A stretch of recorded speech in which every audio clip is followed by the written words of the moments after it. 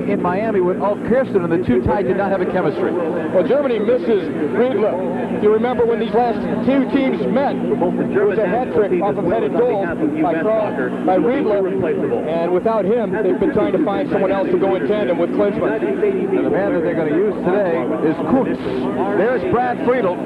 Last time he played here, it was a 0-0 draw against Russia. You saw him in a World Series of Soccer telecast back on October 13th against Mexico, where he was sensational. Bora Milutinović liking to alternate his goalkeepers, and also likes to have each goalkeeper play against the same country. So Miola started against Germany in US Cup '93. Friedel getting his chance today. A cool day here in Palo Alto, but the sun is shining, and hopefully we'll see some great soccer. On the right side, this is Stefan Effenberg for Germany to Hessler. Play to the back, Kohler, who plays for Juventus, teamed at the back with Julio Cesar. I think the first 10 minutes, Ty, are going to be very interesting. It should be an angry German team. That loss against Argentina was their first loss of '93. As we see Mateus immediately push forward into the midfield, adding even more problems for the United States. And you will see Germany press forward in the attack. They are not have a very good taste in their mouth after the loss to Argentina. Right side, Kohler. Hessler, who's exceptional on the free kicks. He plays for Roma. Back to the back again, it's Effenberg. This is a typical German start, looking to establish total domination in terms of possession. The United States now very happy just to drop back and make sure that they have all the marking assignments taken care of in their own half of the field. That time Lalas had Klinsmann. That could be a physical matchup. Blocked on that far side. Ernie Stewart wearing number 10. The white uniforms for the U.S. and there's an offside on Germany. We watched that game the other night, Ty. The Germans actually trained when the match was over. That's true. They were not happy with the result. We were looking there at Andy Möller, one of the top scorers currently in the Italian First Division, also playing for Juventus. He's one of the best attacking midfielders in the world. Armstrong will give it up on the left side. Dooley now to Agus, number 12 in white for the U.S. Agus and Dooley both bothered by hamstring problems. They did not play against Kongsvinger, the club team from Norway, last week. Of course, it was a rainy, muddy field, and that was probably another reason to keep them off. Bodo didn't play in that one either, coming back from ACL surgery in less than 8 months. Kohler, number 4 for the Germans. Effenberg on the right side. High pressure by the U.S. That was Joe Max Moore. Scoreless in the opening minutes of play from Palo Alto. Stanford Stadium, one of 9 World Cup venues. There'll be 6 matches played here. You can see the respect that the USA is giving this German team. Of course, defending World Cup champions, always a powerhouse.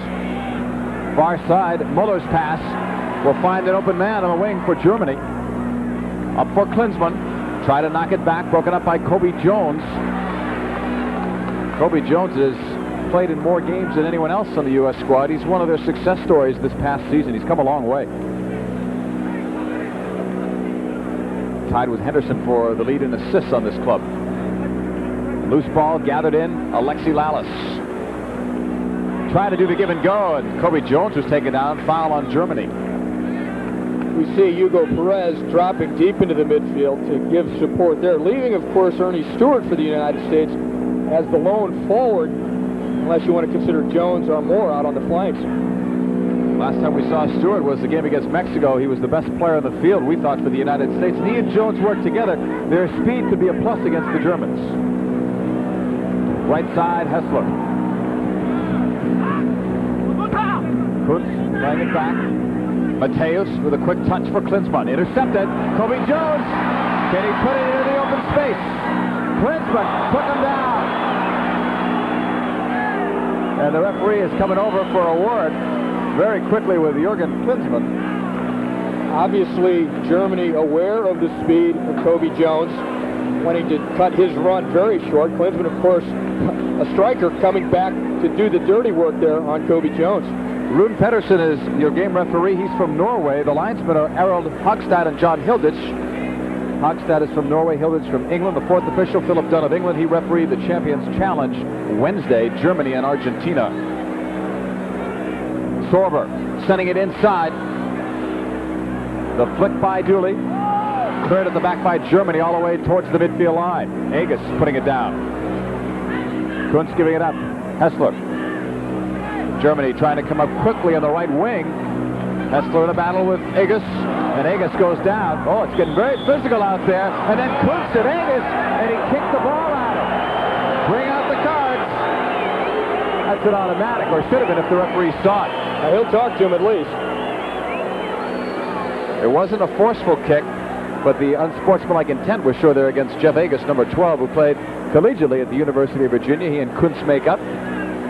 Kuntz playing for Kaiserslautern in the Bundesliga.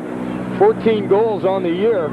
He's a guy worth watching offensively. Well, he's not Riedler, but it's great when you can replace a player like Riedler with a guy who's leading the Bundesliga in goals scored. Riedler was injured November 17th when Germany beat Brazil at Cologne 2-1. Riedler with a shoulder injury, not due back till January. Far side Dooley was taken down. Play continues. That was Buchwald on that tackle. Cobi Jones lost it at the end. Cleared away by Iltz, who's a new starter. A tough way to go for Cobi Jones up against 3 German defenders. He should have looked for some help there. Still scoreless here. We've got about 5+ minutes in this opening half from Palo Alto. Hessler on the right flank. Try to turn it inside on Agus. Got some help from Joe Max Moore, and it's going to be blocked out by Germany for the goal kick coming up for Brad Friedel. There's Jeff Agus, whose college team, the University of Virginia, just won their 3rd straight NCAA Division I title. Agus is taking a hard-nosed approach to marking Hessler down that German right side, and he'll have to. Hessler, one of the better dribblers in his ability to cut the ball and change directions. So Agus trying to inspire his teammates, because that's what it'll take to stop some of the German attacks. Earnie Stewart, number 10 in white for the U.S. Nice cut to the inside. Right-footed shot. Save under a beauty.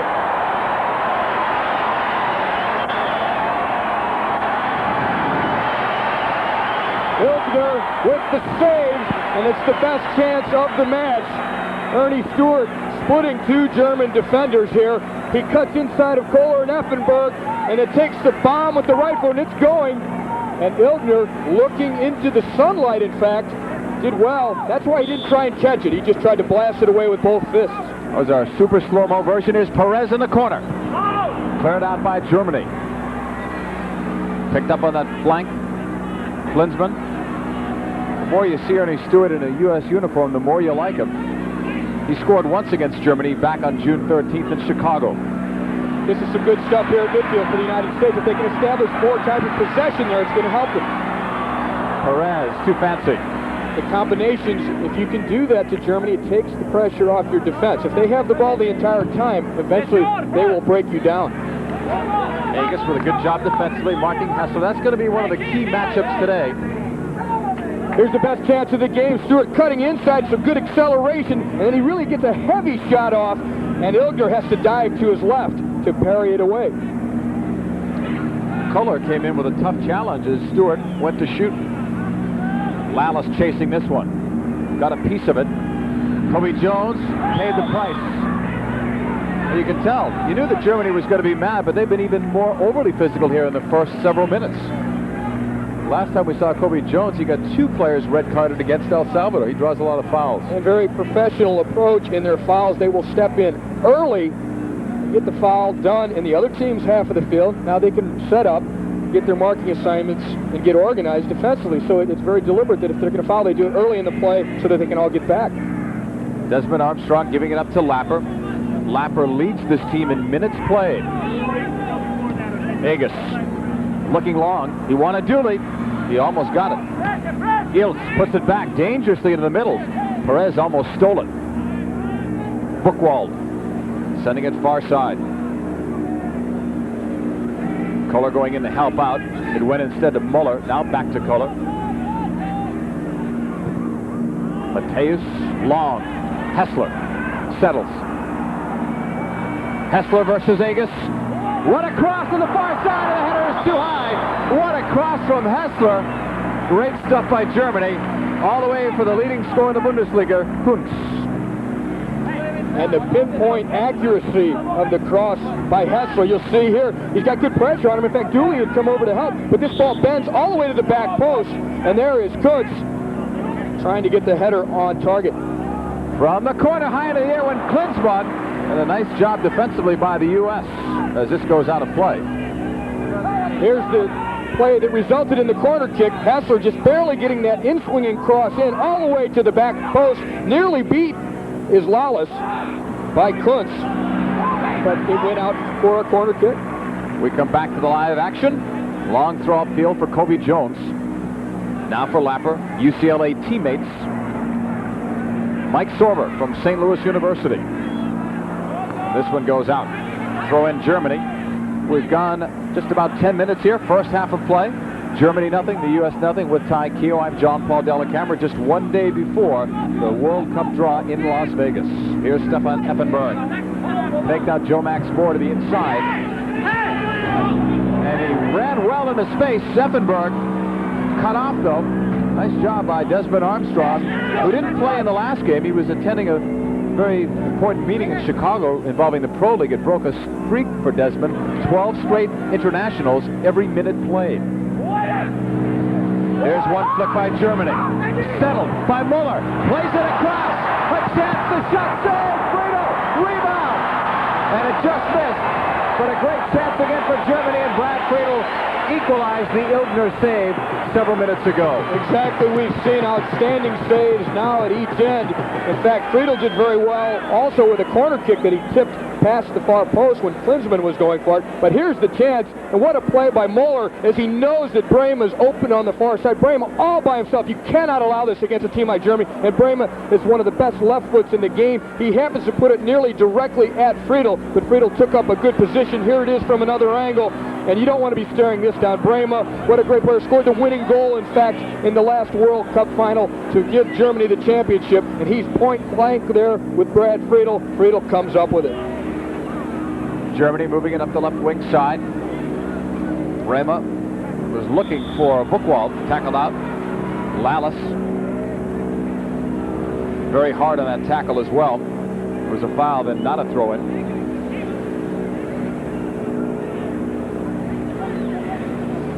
Germany off the kick, far wing side.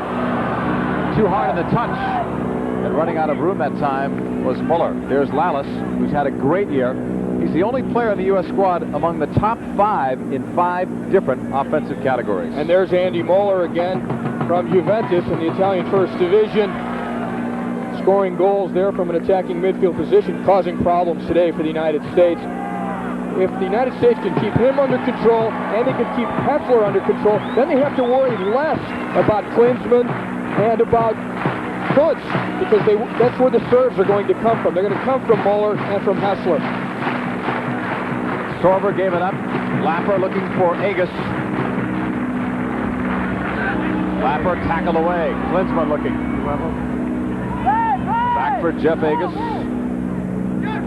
Chased by Klinsmann. Sorber. Thomas Dooley. Right back to Joe Max Moore. Another UCLA grad. Joe Max Moore is their leading scorer this year in full internationals with 8. Dominic Kinnear next with 7. And the dream game for Thomas Dooley, playing against the country he grew up in. He scored 2 goals against Germany at the U.S. Cup. When they played, these two teams played last. Germany advancing in U.S. territory. Still scoreless here, and Friedel calls off Desmond Armstrong to pick it up. Last 5 games played for Brad Friedel, he's only allowed 4 goals. Agus back for Friedel. Lost it there. And wisely just put it out. You can't fool around there when you're that far out of goal. Klinsmann, well done onside apparently to Möller. And as he tried to cross it, it was blocked. It goes out of play. Good recovery. Mike Sorber helping out on the defensive end. Good job. Milutinović, head coach of the United States, began his international career with Mexico as a coach in '83. Short corner to Möller. Across, Friedel got a piece, I thought, and then it went wide. Sorber may have saved a goal there. That ball was bouncing loose in the United States 6-yard box. So the pressure mounting here for Germany with the near giveaway by Friedel on the back pass. And then the quick throw. We have a look here. Möller's serve then inside, and Friedel going for it full stretch. Just barely tips it. Lalas goes. Now this ball is dropped into a very dangerous area. And it's Sorber who is able to finally clear it. But it's barely flat, not far enough away by Friedel initially. Germany out shooting the U.S. 2-1, saves 1 apiece, fouls. Germany doubling the U.S. 4-2. Played long. Lapper got ahead on that. 2 players after that. Now picked up. Germany's Hessler losing it. Lapper off a touch. Gieltz back for Hessler. Möller, number 7. He's been the engine. On the left wing side, Bremer putting it back. Germany in the green and white uniforms. Effenberg looking over the shoulder. Hessler, and it's headed down. So nice, the little touch by Effenberg into the space. Nearly put Hessler through. Lapper with a nice job that time on the defensive end. Here's Thomas Dooley. Cleared back by Gieltz. Chests it down. Klinsmann was onside. Now to Kuntz against Lalas. Stefan Kuntz on the cross. Near side. Effenberg was up there. Notice the quality on the German crosses. That one by Kuntz. They all are driven. There's not a lot of airtime there for Friedel to work with. They're all swerving away from Friedel too. Look at the bend on this. It gets around the defender there, and it goes away from Friedel. It's to the back post. It does connect, but it's deflected away. But such quality on the crosses. Off the corner and score for Germany! Off the Hessler corner kick, Germany takes the 1-0 lead. I thought it was Möller down low. We'll see. Kuntz was also in there, but we'll wait on the official call. Germany takes a 1-0 lead. We've talked about pinpoint accuracy, particularly with Hessler's serves. This time it's from a dead ball on the corner. And again, it's a driven cross. As we look here on the super slow-mo, it's very low. Friedel's got no chance for it. Coming through in from behind is Möller. He's the goal scorer. Stefan Kuntz made the initial run, but it was Möller in behind, similar to the goal that Möller scored against Argentina Wednesday.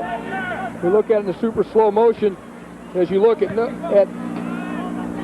Möller getting the head on the ball and putting it into the goal. Number 7, Andreas Möller, puts Germany up 1-0. It's his 11th international goal, and for Möller, he has now scored 4 goals in his last 4 games. 2 of them have been game-tying goals, 1 a game winner. We're not sure what this one is going to be just yet, but it is the first goal of the match. This is what happened to the U.S. They trail 1-0 in Chicago and then 4-1 after 59 minutes. But U.S. was going good. I like the way they were going in this first half. We talked about the first 10 to 15 minutes being critical, and aside from that goal, the U.S. has given Germany all that they could handle. U.S. getting it. Cobi Jones. Dooley heading it well to Pérez. Desmond Armstrong. Good touches to get it up to midfield. Agus. Pérez stripped. Good defensive job by Germany. Agus back to win it. And then it's cleared out by the German squad. The United States had the first great chance. If you remember, Ernie Stewart forcing the save out of Illgner. But now Andy Möller has put Germany up 1-0 off the Hessler corner kick. Möller in behind some of his other teammates, driving the ball down low through some traffic, not allowing Friedel to see it whatsoever. But what a great game Andy Möller has had aside from getting the go-ahead goal. Germany will have a throw-in. Near side, Effenberg. Effenberg, like many of the German players, did not play well against Argentina. The last time we saw him and Germany was against England in the finale, and Effenberg did score a goal and look good in that game. Not so on Wednesday in Miami. Long ball to Hessler, who was not part of the U.S. Cup squad, playing for Roma at the time and still is. As we're talking about the club teams, the professional club teams that the German players play for, you notice that quite a few of them are in Italy. There's Juventus, Hessler you mentioned with Roma, Kohler is with Juventus, as is Möller. We got Effenberg playing with Fiorentina. That's where the big money is currently. It draws even the top German players down to Italy for the big contracts. Matthäus was playing in Italy, now he's back settled in Germany. As was Bremer. All 3 of them, including Klinsmann, were at Inter Milan at one time. All the way back. Armstrong He and Lalas got together. Oh, the elbow got up on Möller. Everyone on that far side of the stadium saw it, judging by that reaction. Germany switching it now to the right side. Effenberg. Hessler sees the room. Nice turn. Looking, and then it was too far. He reacted well, though, to that open space. Armstrong covered it well, too, to read where the German attack would be coming. Came up with the ball. Was not able to keep possession, though, which gives more time, possession, and pressure for the Germans. Gone about 20 minutes here unofficially in the first half. Germany leading it 1-0. The goal at 15 minutes, or in the 15-minute mark area, by Möller. The assist to Hessler right off the corner kick. Germany controlling it again at the back. Lothar Matthäus, all-time German leader in caps. Lalas having to look over the shoulder into the sun. Pass intended for Bremer. Bremer going for the ball there. He is the left back, but that time he got very forward on his run and tried to get the long ball from Matthäus. Depending on who's in there, so far we've seen Lalas matched up with Klinsmann, Bremer, and also Kuntz. Here come the Germans. Here's Kuntz. Left-footed shot was blocked by Lapper, and it went over the top of Friedel. Had that not been blocked, that could have been very dangerous. Corner kick coming up again for Germany. This time from the opposite end in which they scored the last goal. Perhaps a bit more caution out of Hugo Pérez in trying to keep possession when he's that close to his goal. There was another time he got caught dribbling on his own side of the halfway line. The Germans are so quick to read a play and steal a ball. He's going to have to play more quickly, or he's going to cause more problems for the U.S. defense. They're certainly indicating they're going to go short corner here, but don't let that fool you. Now Hessler comes out. Möller will take the corner. A bender, far side. It was intended, it looked like, for Klinsmann. Friedel getting there again, though. It's important that he gets a hand on those crosses that have been so dangerous. Matthäus. This is his 106th cap. The flag just popped up for the offside on Germany. The vision of the German midfield players. If there's somebody open, even if they're 70 yards away, they'll find them. And we saw it there, except for the offside that held the play back. Mike Sorber, broken up, stays with it against Klinsmann. Joe Max Moore, it looked like a give-and-go setup, but it was too slow. Möller, number 7 in green for Germany, playing it back. Right-footed pass. Bremer was looking for a Hessler. Friedel will end up with a goal kick. Vegas. A lot of atmosphere here in Palo Alto. Got a helicopter flying overhead, naturally carrying an advertising banner. Good crowd here on hand, too, in Stanford, where a lot of renovation has taken place, getting all set for World Cup '94. Sorber's pass picked off. Hessler on the run, putting it into space offside. Klinsmann, and a good thing for the U.S. squad. Brad Friedel looks at a breakaway. And an almost certain goal with a player the caliber of Jürgen Klinsmann. And he was through a very close call there. But again, the United States need to establish themselves at midfield with some possession. Instead, they cough up possession, and it's Hessler going the other way. The breaking Möller, and look at Klinsmann over there. Now, is he even with Armstrong, or is he in behind him? That's the only question. And the linesman called him behind Armstrong, so it's offside. Klinsmann, great job. May get his own ball against Armstrong on the turnaround. Great back heel. Bremer, inside. Lapper gave it up. That was a little too nonchalant inside the 18. Needs to be a more forceful clearance. He meant to clear it. He meant to get it further out. Germany maybe sensing a kill here. They're going, it looks like, more for the jugular and catching the U.S. in a couple of bad plays. Exactly. The more times the United States gives up the ball in a bad situation, the more they get shaken. And then they even make poor clearances. So if they can establish a little bit of combination play, that gives them confidence. They're less likely to make those miscues. Buchwald to Effenberg. Hessler. Back for Buchwald. Buchwald, who had marked Maradona in the 1990 World Cup. Kohler, number 4. Bremer. Kuntz playing very much withdrawn there, giving it up. Möller, give and go. Kuntz beating Lalas. The pass across for Klinsmann is too far. Great run by Kuntz, an excellent combination that he set up with Andy Möller. These guys, all they need is a split second to combine and slip the ball through. We look at Berti Vogts. He has to be a little bit more pleased with his team's concentration today compared to the game against Argentina on Wednesday when they had already given up a long-range goal. Hessler from the corner. Last time he took one from this side, it was Möller scoring the only goal of the game. On the corner. It's loose. And just deflected wide of goal.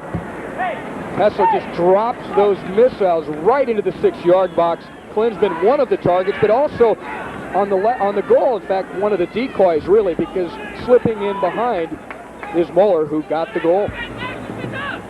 Brad Friedel, who played on the U.S. Olympic team, like Tony Meola, leaving school early to pursue a professional career. Both great players in college. Joe Max Moore doing well there in the air duel. That pass too slow back for Illgner, but he did well with it. Attempted flick by Möller. The Germans, a very tall team, with the exception of Hessler and really Matthäus. The rest of them over 6 foot or very close to 6 foot.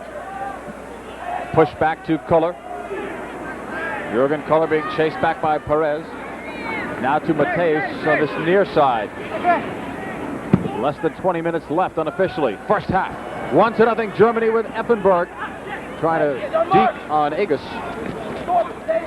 Try to put it through him, and Agus didn't buy any of that. Iltz. What a cross this is. Quality. Again, right at the edge of the 6-yard box where Friedel cannot involve himself. Effenberg just getting there ahead of Joe Max Moore. Cobi Jones. Outside for Agus. Agus off the left footer. This is worth a try. It's the one way that the U.S. may break through. Stewart took advantage of a Buchwald stumble. Earnie Stewart trying to bring it inside, and Buchwald got more than the ball. Stewart is down. Against Argentina, Germany's back four looked a little bit slow, and the U.S. trying to exploit that using Earnie Stewart, who's down now, but he nearly broke through on the stumble by Buchwald. So it is a good tactic for the United States to try and play the ball forward a little bit more direct, a little earlier to try and break through. Stewart playing for Willem II in the Dutch League. He leads his team in scoring with 5 goals.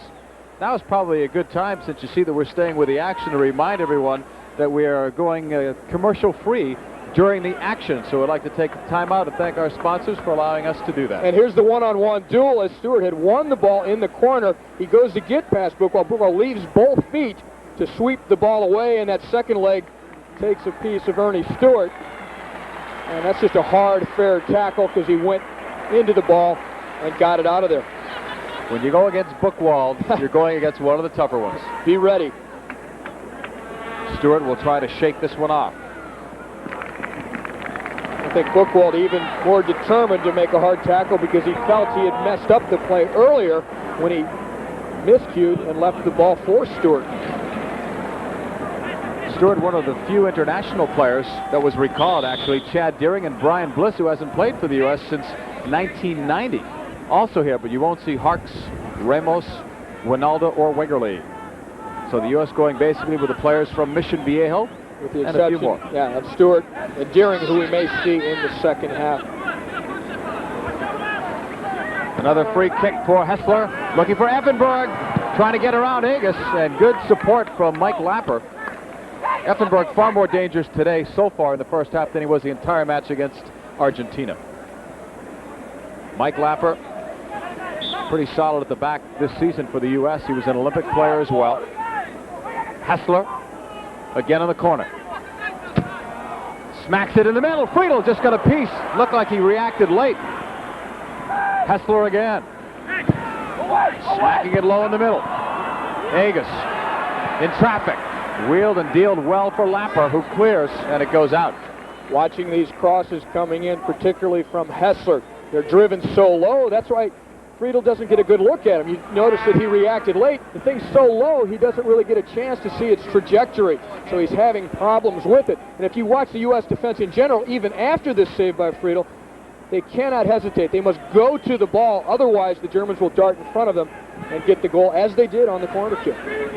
Every time Hessler has taken a corner kick, it seems like he's done something different too, all the more tougher for a goalkeeper and everyone else to defend. He seems to be able to put the ball wherever he needs to. A reminder, coming up at halftime, we will have a few words from Thomas Dooley. What a sensational year he's had for the U.S. squad since coming here and becoming a full-time player based in Mission Viejo. Möller putting it in play for Germany. Right side, Matthäus fed it. Effenberg, number 20 in green for Germany. Back for Hessler. All the way back, Kohler. Number 4 for the German side. Intercepted. Max Moore trying to get it back, and he does. Off the header from Dooley. The quick pass. He wanted Ernie Stewart. Again, that's the idea. The early ball in behind the German backs to exploit Stewart's speed. That will be the thing to get the United States a goal. The German defense was not solid at all against Argentina in Miami. In fact, Thomas Hessler said, I wish I was playing against our defense. We would have scored more goals. They did have problem with the quickness and the change of pace of the Argentina forwards, particularly Leo Rodriguez and Abel Balbo. Balbo scoring the winner for Argentina against Germany. Germany coming back. Here's Effenberg. A 1-0 lead here for Germany. Hessler trying to put it in space. Lalas got it. Hessler almost got it back. Hessler's like a couple of steps ahead of everyone else. Ty, so far a good result here for the U.S. Down only 1-0. We knew the Germans would come in angry and get off to a good start, but the U.S. held them very well. The Germans are very serious. And look at the tackling by Iltz. He's getting involved every chance he gets, making it difficult for the United States to get out of their own end. But the U.S. have done it. Some nice quick short passes, and at the end, Iltz clears it out. Germany, like the U.S., was an automatic qualifier, so they try to develop a difficult schedule. So these games are important to Berti Vogts. They want to win. Likewise for the U.S., this is their 34th international. No other nation plays that ambitious a schedule. They've mixed it up. They've played all different styles of teams, and in the end, hopefully, and I think it will, pay off for the U.S. squad in many fashions. Sorber, long-distance shot! Just wide, and I think Illgner may have lost it in the sun and from the distance. You see the shadows there. He is looking to the sun, and Sorber long range, but hit it well. As we see, he has some space at midfield, and he cracks it. And the ball is dipping, as you see there, and I think that fools Illgner as well. And Illgner went full stretch, still didn't touch it, but it's just wide. But look at how much space. He looks up, he tries to pick his corner, drives it well, and there's the dip on it and the bounce. And sometimes those can get under a goalkeeper if they're on goal. As we see the super slow-mo, Sorber stepping through the ball, getting his full body behind it, and getting the ball to dance and dip a little bit, which is always a danger for the goalkeeper. That was an aggressive play by Sorber, who normally looks to pass first, shoot second. Well, he had that much time. In a space, Möller, great job to head it down. And a tough tackle on that far side. Lapper, offside on Germany. Tell you, the Germans looking much quicker than they did Wednesday night against the quick team like Argentina. Well, they are playing their kind of game. They're keeping possession. They're playing mostly in their opponent's half of the field, keeping the United States hemmed in until the last 3 or 4 minutes where the U.S. had done better to get forward. Klinsmann a little too physical against Mike Lapper on that far side. Klinsmann, the star of U.S. Cup 93, which was difficult to do with all of the great players that came over here, including one of his teammates, Karl-Heinz Riedler. In that game against the U.S. in Chicago, Germany was really a far better side in the air, and so far the U.S. has held their own in that category and others today. 1-0, Germany leading. Lapper with some space. Stewart and Pérez.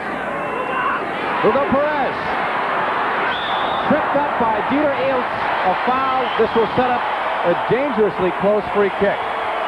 Iltz is playing very intensely, but repeated fouling from him should be stopped by the referee. Now, this is his first time ever playing for Germany, so he's very excited. He really wants to establish himself as perhaps a starting player in this team, but this time it's Pérez has slipped it past him, and he takes the legs of Pérez, and the foul is called. Max Moore is over the ball. Pérez normally will take free kicks for the U.S. squad. Joe Max Moore, the leading goal scorer. It'll be Pérez's left or Joe Max Moore's right. All set. It's Moore with a shot off the wall. They disguised it pretty well. Into the air, headed down. Dooley was going for it. And a big defensive play by Mateus, where he needs to be as the sweeper, covering in behind the other backs. Long pass to the left side. Mateus was going forward. He made the clearance, now he's in the attack. I almost didn't recognize him. I'm looking for him at the back. Here's Kuntz. He covered 60 yards in about 3 seconds. Right side, Klinsmann is offside. Jürgen Klinsmann has great speed, but we talked to you an idea the other day about his strength and some of the other things that he does very well. His first touch on the ball and his shielding ability, his ability to hold players off of the ball with his body are incredible. His change of pace is probably his main tool, and he uses it here, but perhaps starts his run just a bit too soon as Möller tries to slip him through on the through pass. He's in behind Agus, so the offside flag goes up. Slow pass back to Friedel as we're back live, and then it's cleared. It will go all the way out of play. The Germans have a chemistry today up top that they didn't have the other night. Part of it probably the tongue lashing from their coach as we look at Bora Milutinović, but also Kirsten and Klinsmann didn't click together. We're seeing Kuntz doing more here, Möller playing a better game, Effenberg playing a better, everyone contributing here for Germany. Kuntz seems to be able to get involved more than Kirsten did against Argentina the other day, and what that does is free up Klinsmann and Hessler. And the Germans, because of their dominance in possession and so on, another offside call here against Germany. It's got to be about the 8th or 9th time they've been called offside. I didn't see the linesman's flag go up at all. That was the referee. The referee was in position to call it, yeah. There's Effenberg, who plays for Fiorentina in Italy. Germany has been offside 7 times. You're very close. I commend you. Lapper. Joe Max Moore trying to split. And it's cleared out by Germany. Look out here. There's that speed we talked about. And no offside because Klinsmann started his run from his own side of the halfway line. Oh, he tries to split too. Friedel came out well. Agus did his best to detain Jürgen Klinsmann. Well, if you can't stop him, at least slow him up. And the U.S. defense did a pretty good job of that because Klinsmann was nearly past everybody with one move. Well, partially because of not blending with Kirsten. This is a great player. He can see beyond just the first play. He pushes it straight through the legs, and he also knows that he thinks he's past Agus. They bump him just enough, and Friedel does react well to come out and smother the loose ball. Back in the live action here at Stanford Stadium. Great reversal by the Germans for Effenberg, heading it down, and Joe Max Moore with a solid effort defensively. That's a brilliant recovery run by Joe Max Moore because the initial ball was perfectly flighted in behind him for Effenberg, and what Joe Max Moore was able to do was then get the inside track on him, shut it off, and put it out for the corner kick. But the Germans do that so well, switched the point of attack from one side to the other and catch you. And they did catch Joe Max Moore, but he recovered. They do it better than anyone. Here's Hessler. Another corner in the middle. It's loose. Möller pushing it. The shot went too high. What a great chance for Germany. There seemed to be some confusion for the U.S. inside the 18 as Kuntz was in there. Stefan Kuntz nearly scoring for the second time. The Germans, that is, on corner kicks. They've had 7 of them, and Hessler is so good swinging them in there. Möller scored the goal off of a corner kick. A near miss here by Stefan Kuntz, who was a teammate of Tom Dooley with Kaiserslautern in the Bundesliga, the German First Division. So they're pals here playing against each other. Again, we'll bring you some conversation with Thomas Dooley at halftime, which is about 7 minutes or so away here in Stanford. Agus on the throw. Pérez, 3rd leading all-time scorer for the U.S. behind Winalda and Bruce Murray. Stewart, great flick, but not quick enough for Dooley. Kohler read it well. Blocked. Brema almost got caught. Cobi Jones with that great speed would have had a chance. Unusual for Brema to take that kind of a chance deep in his own end, but he saw Hessler, who's now out on the left side. He switched sides. Was trying to get that early ball past the U.S. defense. Illgner sending it long. Intended for Klinsmann. He paid the price. Lapper was all over him. Here's Effenberg. All the way back. Brema chasing it. And Cobi Jones right after him with high pressure. Cobi Jones, number 13 in white for the U.S. Now Lalas helping. The U.S. coming forward now, trying to catch Germany and maybe get a break at a tying goal before halftime. Well, I think this is important to look at Hessler. He's frustrated. He wanted that ball earlier from Brema. And that's because the U.S. team's doing a little bit better job now of picking up the German midfield and pressuring a little bit and not giving the time that they gave him earlier on when Germany was able to keep the U.S. in the U.S.'s half of the field for large periods of time. The stats show Germany in terms of those corner kicks and obviously the score, but the U.S. continuing to hold their own. Stewart trying to cross it. He'll get a corner.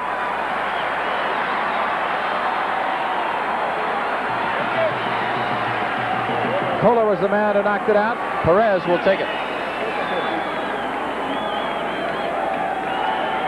Chad Deering right now is warming up, loosening up behind the U.S. bench. We get set for the corner. Pérez inside, it's loose. And the player to watch was Lalas. He just missed it. He scored 4 goals this year for the U.S., all with headers. Illgner, though, coming out and matching him on this particular one, but it looked almost identical to the goal that Lalas scored against England from the exact same position. He even jumped the same way, but this time the German goalkeeper, Illgner, was able to come out and deflect the ball away. Bodo Illgner was the World Cup starter for Germany, West Germany at the time in 1990. Pretty much lost his starting job after the 1992 European Championships. Koepka has been starting a majority of the games, although Illgner played in 3 of the last 4 before Koepka played in Miami. Germany will play it back to the keeper. I think Vogts planned on switching the keepers off, but I think particularly after the suspect goal against Koepka by Argentina on the long-range shot, that made it certain that he would make the change. Diaz scoring that one about 4 minutes into the match. Klinsmann trying to split. Armstrong may have gotten away with something. Forget the word may have. He did. Klinsmann knows it. You and I know it. Mateus. That was a Klinsmann sandwich. All the way back. Agus. Well, one thing about Klinsmann, if he wants to argue with the referee, he can do it in 4 different languages. So the referee's bound to speak one of the language that Klinsmann knows. Klinsmann looking to use that incredible acceleration that he had. You see how he did it? He just pushed it and he went. And Armstrong and Lapper, knowing they couldn't catch it, just bodied him off. 3.5 minutes left. A much better performance by the U.S. Forget about the stats and the corner kicks. Far better than the game in Chicago. And they gave up a couple near the end of that half, or in the latter stages of it. Another offside. Add that to the total. Oh, Klinsmann's upset. He's still thinking about the last foul. Yeah. Or the foul that wasn't called. Lapper, long ball. Stewart was on the other end. Couldn't quite get it. Hessler missed it, but there was a reason. Sorber fouled him. Germany's been offside, by the way, 8 times, 0 for the U.S.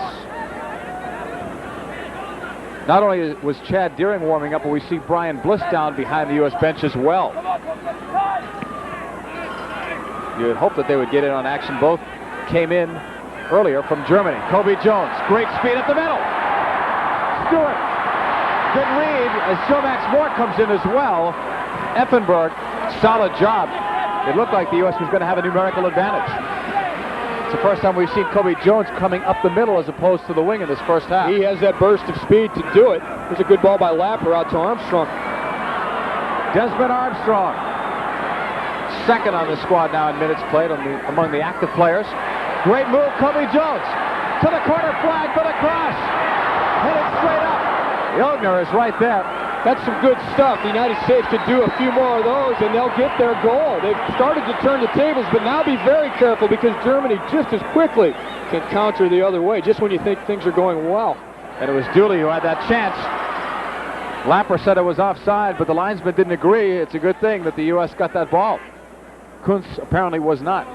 But how about the way Jones burst past 2 Germans at midfield and then tried to slip the ball through to Stewart. Friedel came out, and that's empty.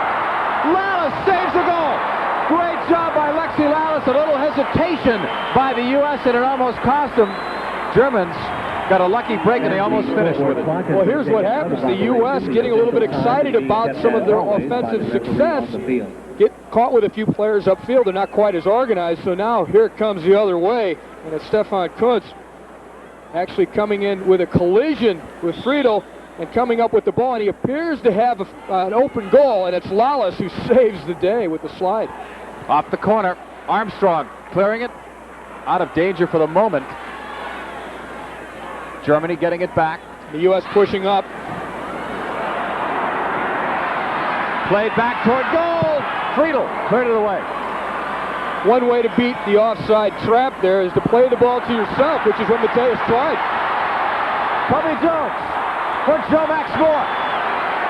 Closing minutes of the first half, he's chopped down. Hessler.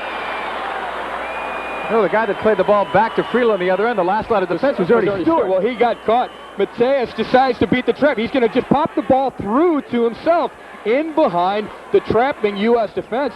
Stewart must have seen him and picked it up. It was a well-read play by Ernie Stewart. And like you said, he's not a defender, but he saw Mateusz's idea of trying to pop the ball through to himself. Pérez on the free kick, bending it. Far side, the header was strong but not accurate. And it was Lapper coming up from his defender's position to put a head to that. But you have to like, for instance, Hessler had to foul Joe Max Moore just down here on the left side a moment ago. A minute and a half before that, Cobi Jones broke through a great cross down from the right corner. A chance on the head here by Lapper, who we're looking at right now, we just saw. So the United States starting to be able to create some things that are putting the ball near the German net. A few shaky moments for the U.S., but all in all, they've done pretty well. We're into injury time now in this first half. How about nutmeg the referee? That should be it. That is it. A good first half for both teams, although Germany will take a 1-0 lead into the locker room at halftime. Before we go away, we want to remind you about our Adidas trivia quiz that's coming up. Give you a chance to think about it. Here is the question. Who were the first two teams to qualify for the 1994 World Cup? And the second part of that is why. Give you time to think about it. We have no commercial breaks during the flow of play, but we'll take it. How would you like to create video albums as easily as your family photo albums? Now you can with JVC's Video Album Maker camcorders. They let you pick the shots you want, take out what you don't want, and transfer them to your home VCR in any order. JVC's Video Album Maker not only improves your videos before you shoot, but after you shoot as well. That's because JVC invented VHS. Get 3 compact VHS videotapes and an extra battery with any JVC camcorder you buy. Listen, it's a credit card. It does not make you a superhero. Actually, maybe it does. I mean, no card is more accepted on the planet, so you can use it for practically anything, like plane tickets. So you could fly like a superhero, or at the hospital, so you'd have x-ray vision. And you can use it to get cash at ATMs all over. So in any situation, you can just say, stand back, I'll handle this. It could make you a superhero. All you need now is a secret identity. MasterCard, it's more than a credit card. It's smart money. We all start here and end up here. But getting from here to here, and maybe here, or here, and all the way to here takes a little help. That's why we're here. National City Bank, going the distance for you. You are here. You want to get here. Or here. Or here. Good thing there's money here. To get it, go here to Equity Reserve, our flexible line of credit. Best way to get anywhere if you're here. National City Bank, going the distance for you. This is great steak. Absolutely correct. I eat my salad first and then my steak. Just the whole buffet thing is the best. And the people always treat you like you're a prince. We didn't feed these people lines. Yeah. We simply fed them good food at a good price. Kind of eat a little more than I should. I like Ponderosa, put it that way. And right now, Ponderosa's grilled sirloin tips with mushrooms and onions, plus Grand Buffet and Sunday Bar is just $5.99. I can't ask for anything better than that. No. At Ponderosa, America's Family Steakhouse.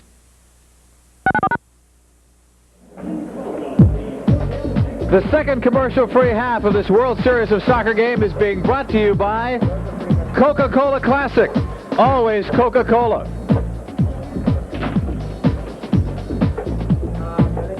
By ITT Sheraton, the official hotel of the U.S. World Cup team. By Budweiser, proud to be your bud. By Canon, a proud sponsor of the U.S. World Cup team. By Snickers Bar, packed with peanuts, Snickers really satisfies. By Bounty, the quicker, thicker picker-upper. By Toys R Us, the world's biggest toy store. And by American Airlines, something special in the air. Welcome back, everyone, to Stanford Stadium in Palo Alto, California. Along with Ty Keogh, I'm John Paul Dellacamera. We teased you at the end with the Adidas trivia question, and it was who were the first two teams to qualify for the 1994 World Cup, and we'll give you the answer right about now. Germany qualifying when it won the last World Cup, and the U.S. named as the host way back, Ty, it seems like ages ago, back in 1988. It'll be here soon, though, and the U.S. hosting, and they'll see if they can unseat the defending champions. And don't forget the draws tomorrow from Las Vegas. Let's talk, though, about the first half of play. The numbers will tell you Germany, but I like the way the U.S. played. Well, the U.S. did some very good things in order to work the ball out on a few occasions, and they created some credible chances on the German goal. But they've also been fortunate in a way. They're playing that offside trap, which has been very successful, but that's also a very risky tactic. It can backfire as well. One of these times, one of the German forwards, like a Klinsmann, may break through, and he may not be offside. Stick around. A lot more to come your way. We'll take a look at some halftime highlights and the numbers when we come back to Stanford Stadium in Palo Alto.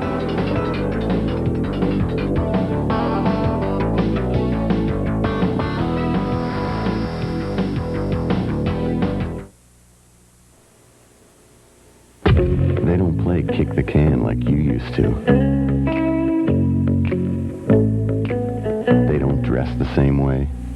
They learned to read 3 years before you did. They've never owned a record. So why are you taking pictures of them with the same old film? Try Fujicolor Super G film. Because your pictures should be nostalgic. Your film shouldn't.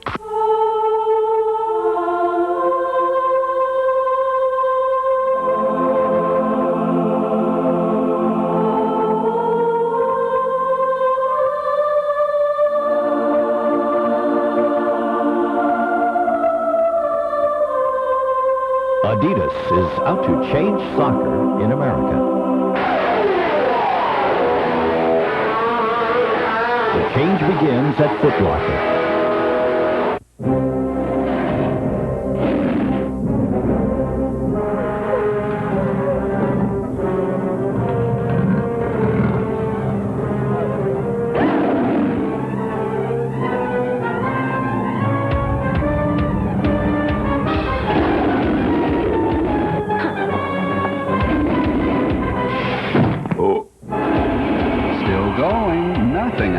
The Energizer battery. It keeps going and... Hi,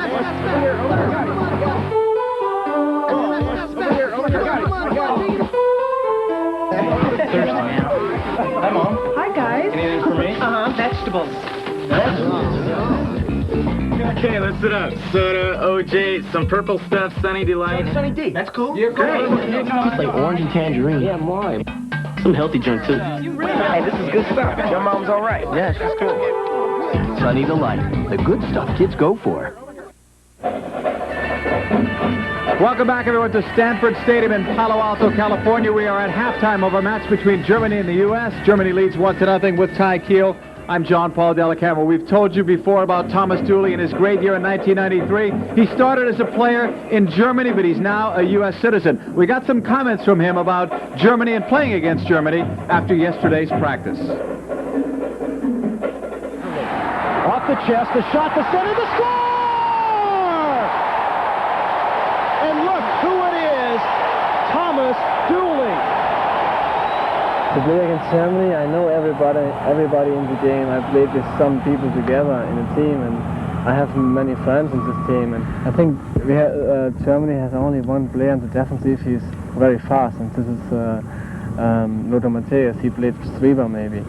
The other side is when Andy Bremer played in the midfield, or Buchwald. This player is not too fast, and so we have a good chance. Ernie Stewart is very fast. Chris Henderson is not slowly, and Cobi Jones is very fast. And I think we have a chance when we play a little bit from the back, and we are close in the midfield and the defensive, and then we play immediately pressing, and then we get the ball and play fast forward, and then we have a good chance.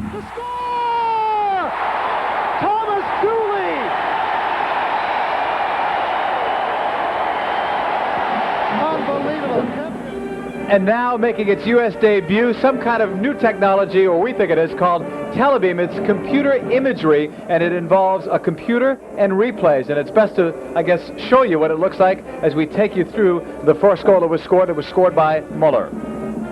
The corner kick, it was Hessler who sent the ball all the way across. And this is completely computer-generated animation. This is not a replay. It is able then to extrapolate and go and show you different angles of the same play. This is straight from over the top. And we see it was right from the top of the 6-yard box that Möller scored the goal off of Hessler's corner. It's amazing. It's like a kid's video game, isn't it? Yeah. Sega, I guess. I'm not up on my games. Well, you also notice that Möller headed the ball straight down. Friedel can't have a look at it.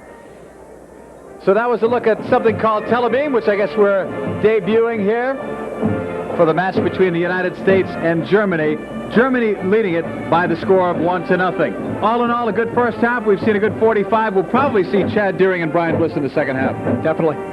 Stick with us. When we come back, we'll take a look at some first half highlights and numbers when we come back to Palo Alto.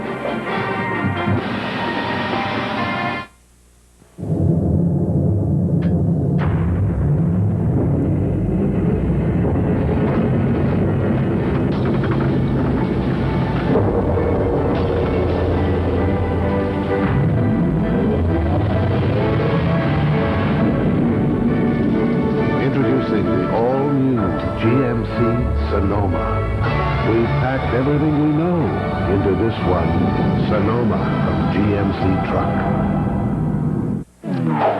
It's a gay problem. It's only in the inner city. Those drug addicts have come in. It's a moral issue. I could never get it. One of the biggest challenges in the fight against AIDS is overcoming the myths and prejudices associated with the disease. At the Arthur Ashe Foundation, we're working to help people better understand. Because AIDS isn't their problem. It's our problem. The Arthur Ashe Foundation for the Defeat of AIDS has the support of players worldwide. Now, we've been with the same bank for years, and when we needed help, they turned down our home equity loan. Just because we were late on a few credit card payments. Boy, were we disappointed. Well, lucky for us, we heard about Cashback Mortgage. They showed us how to consolidate our bills, add an extra bathroom to our home, even save money.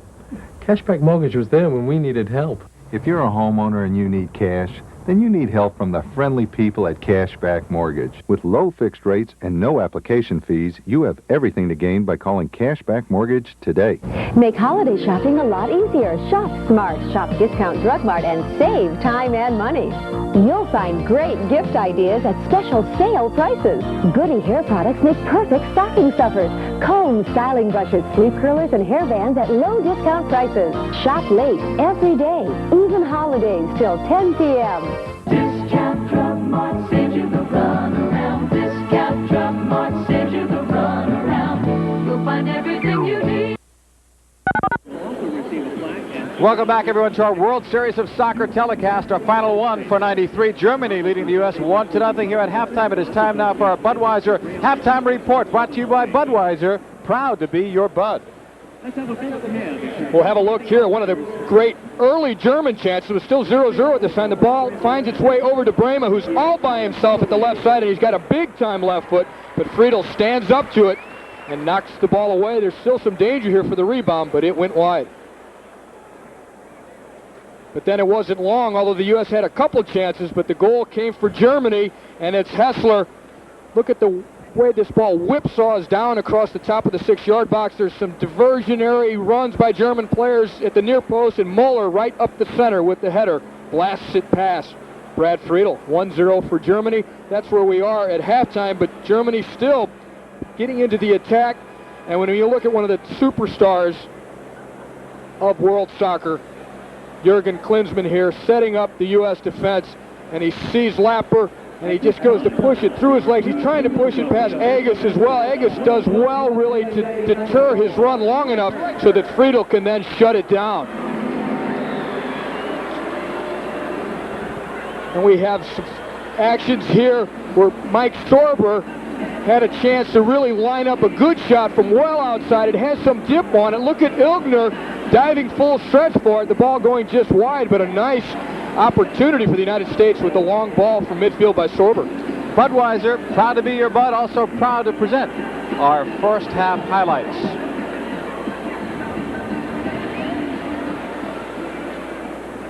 Germany and the United States. It's a 1-0 lead for Germany. Fußball. I thought we were in Munich. Fußball. We are just about set in just a moment or so for the action. We should see Chad Deering coming in, as we were talking about. You know, it'd be a shame, obviously, if Deering or Bliss didn't come in. I'm sure Bora Milutinović would love to give him a chance to play since they came all the way from Germany.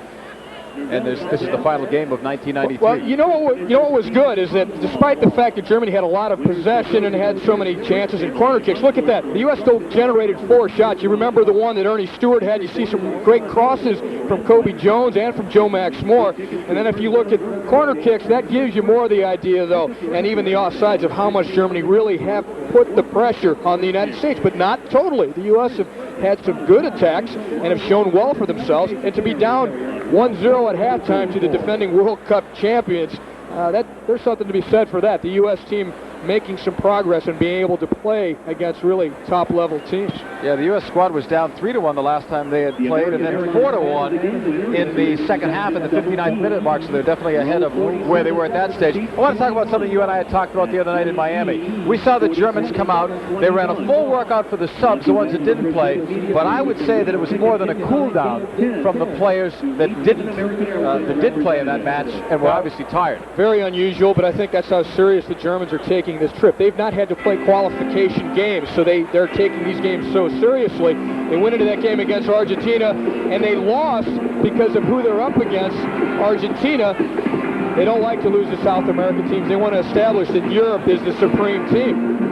So what ended up happening at the end of the game, normally you will see the subs maybe do a hard workout, and you might even see the starting players do just like a cool down. Yeah. They'll jog around for 10 or 12 minutes and then get a good stretch up. But what the Germans did was about a 35-minute workout, including the starting players. So again, that's the seriousness that is put on these games by Berti Vogts, the German coach, to have his team training after a hard game like Argentina. We talked about the 4 shots for the U.S. That one may have been the best that Stewart took in the earlier minutes. That was the earliest one, yeah. It was 0-0 right at that point when Stewart that was had the first best chance by the United States. It was before Germany had generated any good chances. The Germans are never late. Why are they coming out now so late, or so it seems? Brema looks like he's going off. I saw him look like he was carrying a cup of coffee or something. We should bring one up for us. It's getting cool here. There's Berti Vogts, played on the 1974 World Cup champion West Germany, along with Franz Beckenbauer, Sepp Maier, and also with 2 of his assistant coaches who are on the sideline with him, Sepp Maier, the keeper, and Bonhoff, the midfielder for 74 Germany. Vogts is a 2-time West Germany Footballer of the Year. All right, second half underway, and that's Matthias Sammer who has come in, number 16 in green for Germany. I see Zika, number 17, playing the left side here in place of Brema. So at least 2 changes for Germany. Up the left wing side they come. Ziga, who had a great U.S. Cup 93. Low cross. Desmond missed it by inches. You're going to see a track meet on this near side between Cobi Jones and Ziga. They both have incredible speed. What a nice way for Ziga to come in. His first touch is brilliant. Klinsmann was ready to swerve that one home. Cobi Jones, 13 in white for the U.S. now for Thomas Dooley. 1-0, Germany leading it if you're just joining us a day before the World Cup draw in Las Vegas. We're told there are about 600 media members expected to be here today. Some were already in Las Vegas and came here for this match, and then they'll be heading for Las Vegas right after it. That's an impressive turnout here. And a good crowd as well. It's always tougher to draw a crowd in a lot of sports around the Christmas holidays, so this is very good. Kohler is the one that's off for Sammer, for Matthias Sammer. This is Chad Deering, number 21, playing in the U.S. midfield, although he'll push up to help Ernie Stewart. He's on for Pérez. Chad Deering played collegiately at Indiana. Jerry Yeagley has turned out more than a handful of good players there. Deering currently under contract with Schalke 04 in the German First Division, so he knows these guys. Dooley clearing it out. Deering just missing. We saw him in the second half against Mexico. Headed down by Möller, the linesman with a flag up. There were a couple German players offside, although neither one of them was Möller, who ended up with the ball. Lalas picking it up on the right side. Stewart to the corner flag against Iltz. Nice cut inside. Stewart on the cross, far post. Just over Effenberg. It was intended for Joe Max Moore, but Illgner appeared to be caught off by that. So the only change for the USA is Deering, number 21, on for Hugo Pérez. Germany going with 2 changes. Ziege for Brema out on the left side. And more in the central midfield, defensive midfield role, they have Sammer. And they've actually dropped Buchwald into where Kohler was. Also, Brian Bliss is warming up on the U.S. sideline. Kicked upfield by Dooley. Played on the left side by Christian Ziege. Ziege putting it into space. He wanted Möller, but there's Cobi Jones reacting well on the defensive end. Too slow on that pass for Ernie Stewart. Ziege will get it. Well, they misunderstood each other just a little bit there, and they don't play together often enough. If you think about it, Cobi, one of the Mission Viejo players, and Ernie Stewart playing for Willem too in Holland. If they could play together more often, they might be able to communicate better on those kinds of plays. Chad Deering with a little room. Right side to Cobi Jones, and got the feet tangled up. How about you? I wanted him to shoot. I mean, really, Ernie Stewart shot from there. Mike Sorber shot from there in the first half and had good chance. The fans wanted it. It's one of his first touches, though. Buchwald giving it up on the right side. Buchwald, number 6 for Germany, all the way to the left. Lothar Matthäus, all-time German leader in caps. This is 106 for him today. Wearing the armband. Recently surpassed Beckenbauer in the total number of caps. Berti Vogts was 3rd. His coach. Look at this move. And more moves. Hessler. Friedel comes up. Hessler's a little fire plug out there. He makes this team go. He can change direction so quickly and keep the ball under such close control. But Friedel showed good range there, really. I think that ball was going wide, and he still covered it. Hessler's like only about 5'5" or so he's listed. But he was 3rd in the voting for European Player of the Year in 1992. And there are a lot of great players, as you know, in Europe. And he's one of the top ones, no question, playing for Roma in the Italian First Division. Klinsmann in the air. Coming back. Putting it into space for Möller. Friedel didn't get it. Möller with a chip. Strooms. Klinsmann. And then Lalas clears it out. U.S. dodges a bullet. I know it's a cliche, but no other way to describe that. That gets scary because Friedel came off his line well, but Möller showed us another gear of speed. He was able to even pick up some acceleration and win the race to the ball. Deering to Stewart. Stewart, number 10 in white for the U.S., sending it long. Effenberg.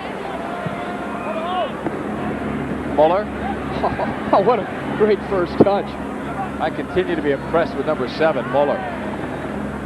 You hear so much about the Klinsmanns and the Matthäus that the Möllers don't get enough credit. Headed down by Strooms. Here's Ziege with speed. Ziege gave it up. Klinsmann blocked. Cobi Jones may have saved the goal.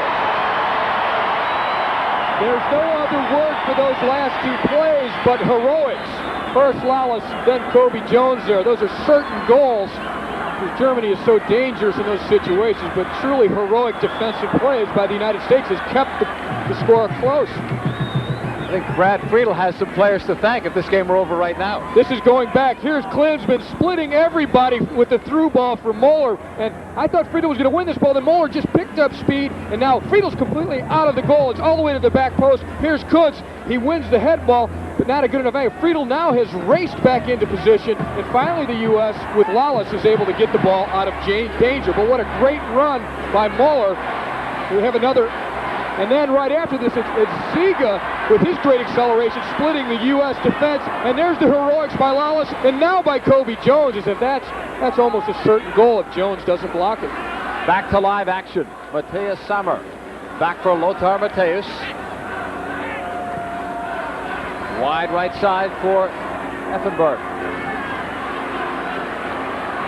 Effenberg, great job to tackle it free, but there's Lapper turning it upfield. Deering, oh, great touch! Chad Deering! They held him. He just missed heading that forward to himself. Then you might have seen some breakaway speed. He had his shirt grabbed just enough. Probably the only way to stop him there. Other than a bad foul. Lalas in the throw, and the game picking up in its intensity here in the second half. Ooh, a bad time. Ouch. Dooley will be spoken to. I think that's Sammer that's down. That is Sammer that's down. Dooley so aggressive, so intense, swinging with everything he had for that ball, and Sammer stepped in front and got the worst of it.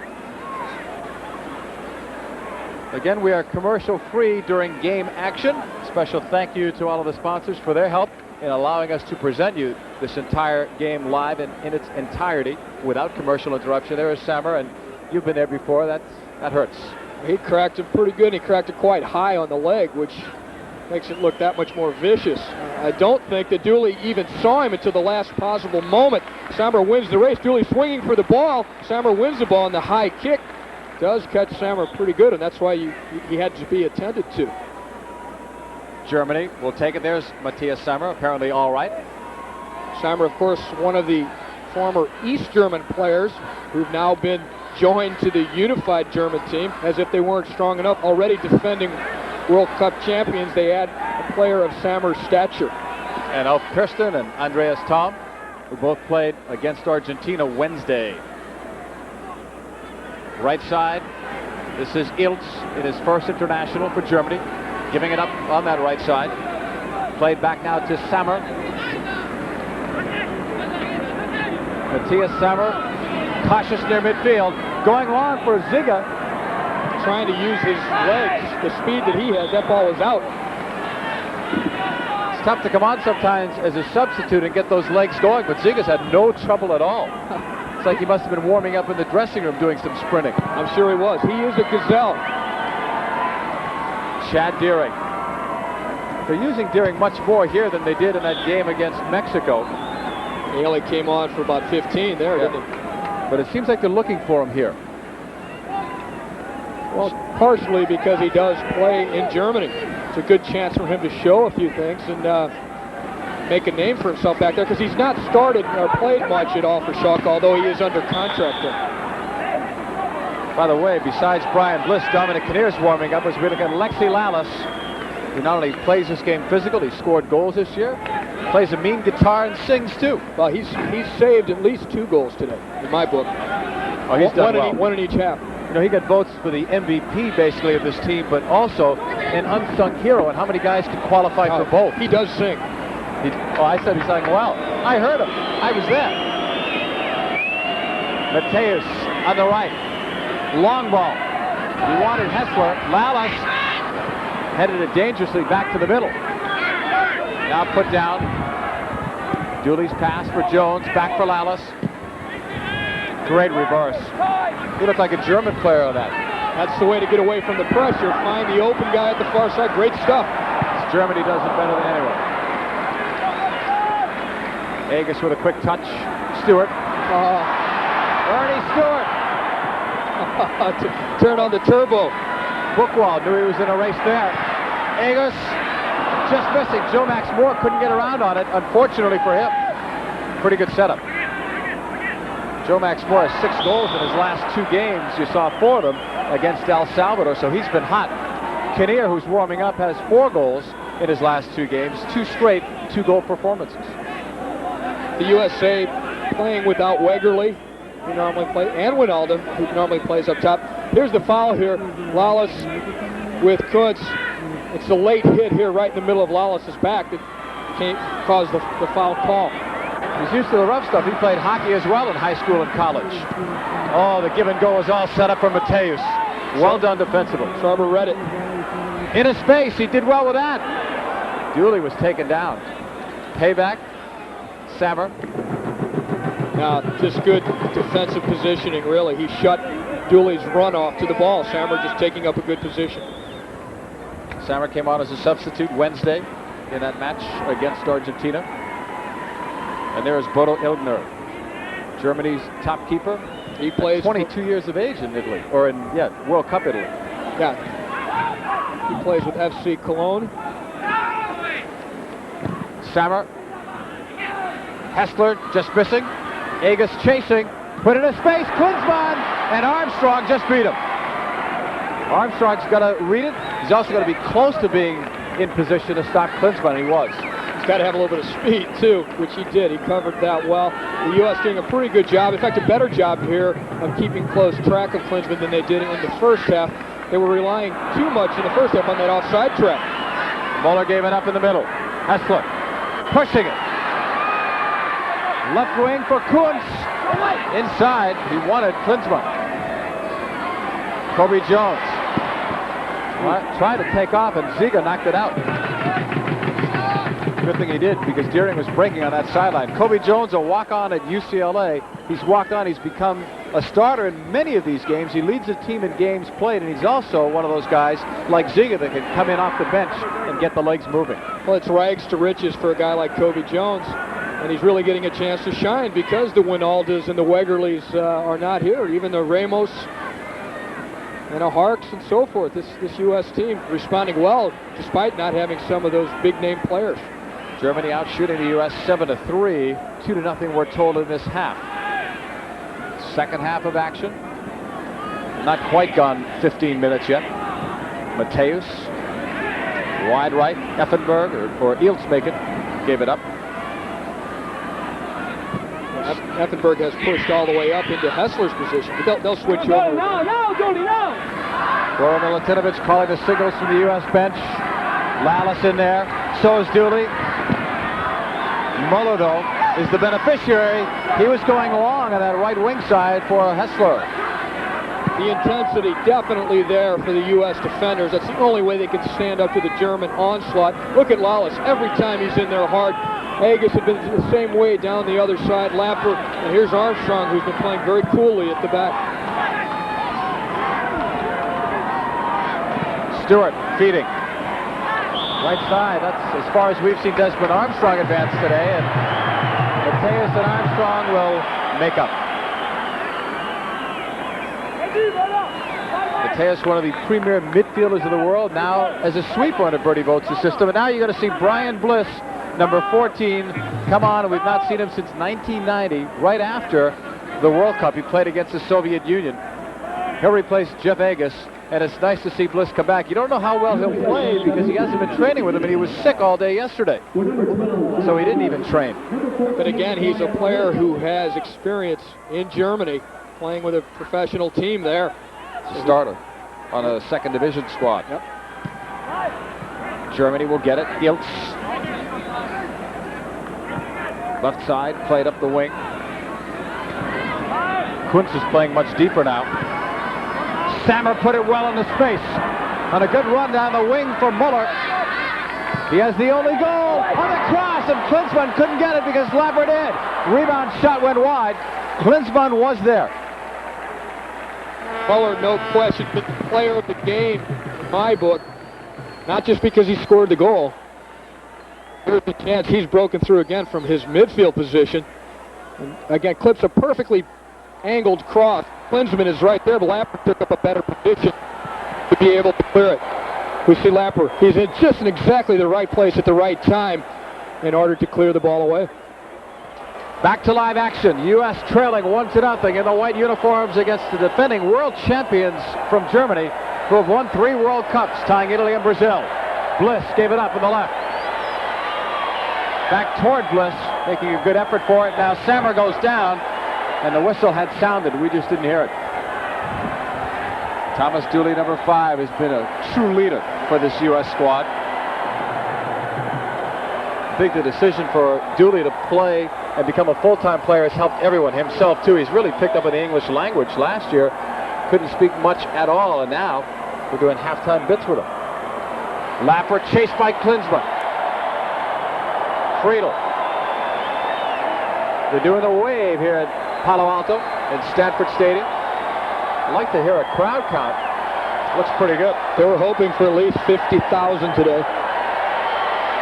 Dooley blocked by Sammer. Brian Bliss is back for it. Brad Friedel in goal for the U.S. Here's part of the wave action.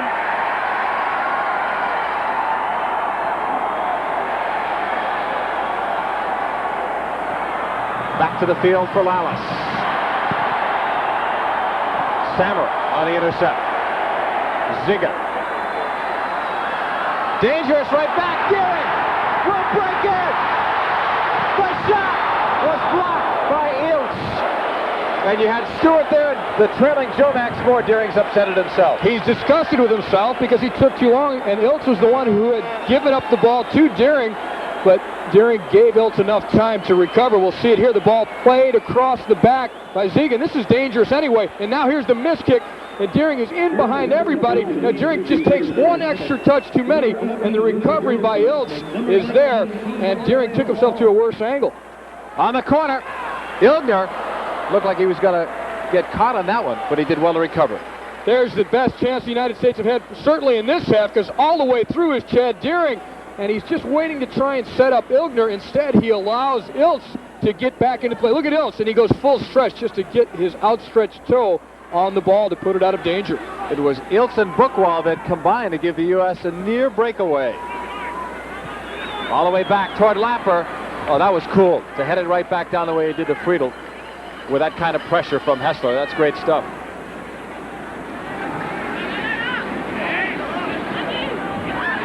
U.S. squad with Lapper. I see a 19 out there. It's Andreas Thom that has apparently checked in. On that far side, U.S. with a little room. A lot of room making. Sorber. Right wing to Lalas. Blocked. Cobi Jones after it. Good job by Mateus, who's really advancing from that sweeper spot. There's Andreas Thom. All the way back it comes. He's one of the 3 East Germans currently on this roster. You know, I don't see is Klinsmann. Yeah, he's come on for Klinsmann. We just never saw Klinsmann leave. Let's see, he went up during the wave or during a replay, but I don't remember time being stopped for his sub. Yeah, it was during a replay, I'm sure.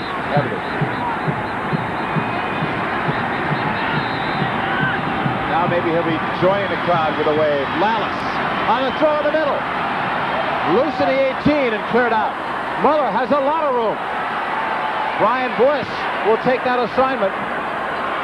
He switches, but an offside. Well, for a while it looked like Möller had the whole side. He's upset. He wanted some support to give him some options. Once Bliss cut off his angle, there was not much he could do. Also had players running away from him rather than checking towards him, allowing then the U.S. trap to work very well. In the United States, Desmond Armstrong, he's the one determining when to trap. They've set it up quite well today. It was a good example. You're looking for progress. Last time in Chicago at this stage, it was Germany in control 4-1. If you're also even looking for progress from the first half of this game to the second half of this game, the United States has had much more possession. They've been able to work the ball even more so and not been pushed into their own end as much as they were in the first half by Germany. Cobi Jones in the throw all the way back to Brad Friedel. This is our final World Series of Soccer telecast for 1993. We kick up in high gear in 94 from the same place where 93 started, Tempe, Arizona. U.S. against Norway, January 15th in the Phoenix area. Möller, intercepted by Lalas. U.S. continuing to make some solid defensive plays, and then there's a giveaway, but Lalas came right back. In the middle, Sorber. Todd wanted him to shoot like he did in the first half. Hit a space off a deflection towards Jones. Ziga, I thought it touched it last. But that's not what the official has seen, unless there was something else that happened. There's Ziga. Christian Ziga, really one of the new faces on the German national team. In fact, really a discovery of the U.S. Cup this past June. No one had seen much of him, as particularly with the German national team. He really came on strong there. He uses his speed so well on the left flank. Mateus giving it up on the left. Andreas Thom. He came on for Klinsmann. Thom, one of the East German players who now gets to play with the full German side.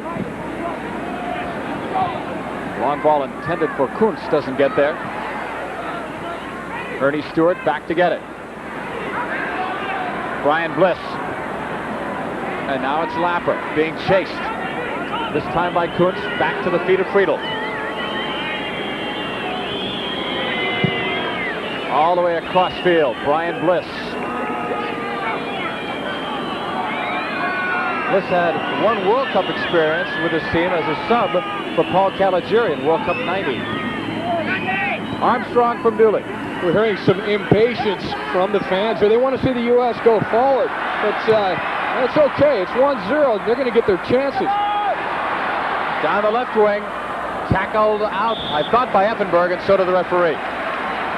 What you don't want to do against the German side is get impatient looking for that tying goal. Send too many players forward because they'll burn you so badly on the counterattack, particularly a guy like Möller. I mean, he's just waiting for a chance like that if the U.S. pushes up too many players.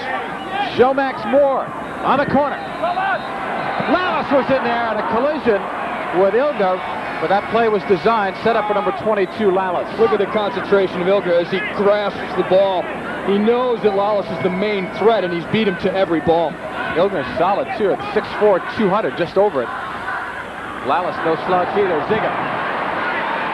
Lapper has made so many strong defensive plays today. Buchwald, a little too strong on that one for Ernie Stewart. Good hustle, though, by Stewart. Effenberg. Eels has some room. Puts it ahead on the left wing. Kuntz tackled out. Armstrong got it. Corner kick coming up.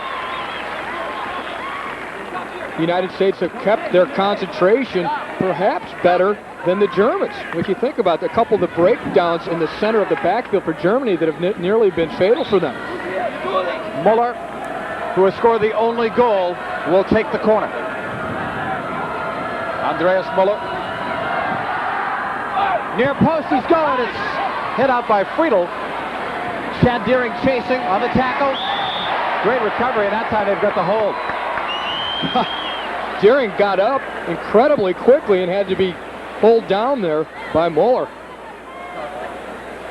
But the defensive concentration for the United States has been impressive. Here's some concentration here, winning the tackle is Deering, and then getting back up, and there he is. He's held from behind by Möller.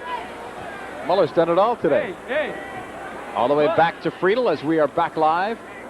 A little bit better than 20 minutes to go, second half. USA definitely within striking distance, down by just a single goal.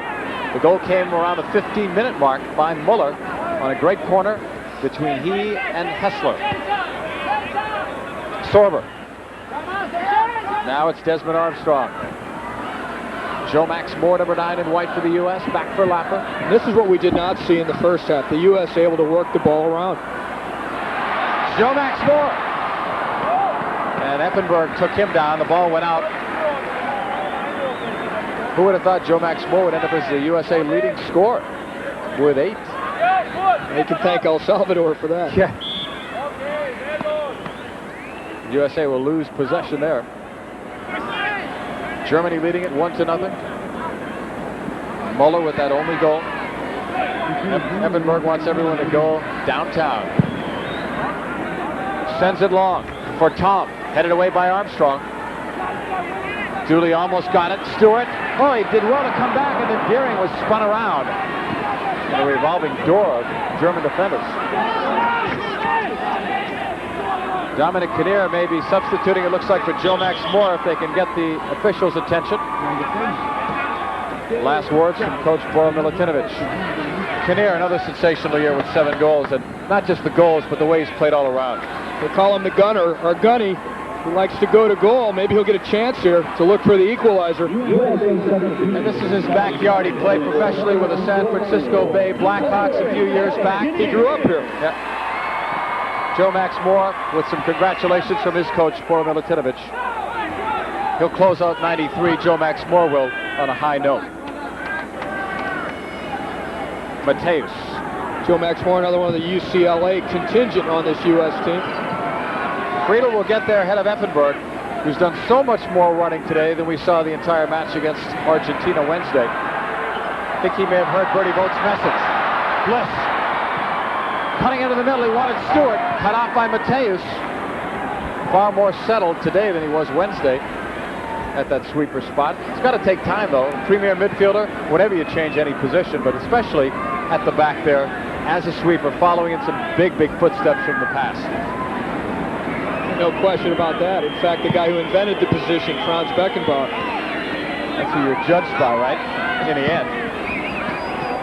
Cobi Jones knocking it away for Lalas. Oh, what acrobatics. And there was almost no way Dooley could get that.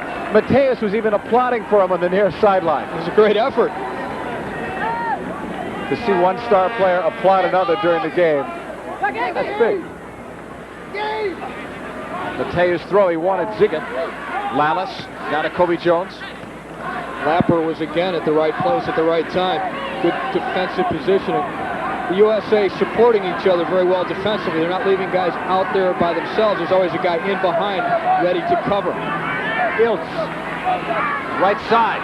Kuntz, he'll get a corner.